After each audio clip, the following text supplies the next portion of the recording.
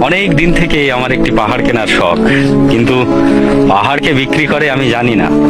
যদি তার দেখা পেতাম, দামের জন্য আটকাতো না। আমার নিজস্ব একটা নদী আছে, সেটা দিয়ে দিতাম পাহাড়টার বদলে। কে না জানে পাহাড়ের চাইতে নদীর দামই বেশি। পাহাড় স্থাণু, নদী বহমান, তবু আমি নদীর বদলে পাহাড়টাই কিনতাম, কারণ আমি ঠকতে চাই।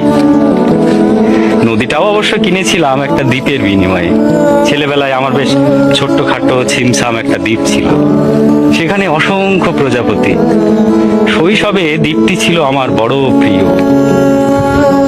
আমার যৌবনে দ্বীপটি আমার কাছে মাপে ছোট লাগলো। প্রবাহমান ছিপছিপে তন্নি নদীটি বেশ পছন্দ হলো আমার। বন্ধুরা বলল, ওইটুকু একটা দ্বীপের বিনিময়ে এত বড় একটা নদী পেয়েছিস, খুব জিতেছিস তো মাইরি। তখন জয়ের আনন্দে আমি বিহ্বল হতাম।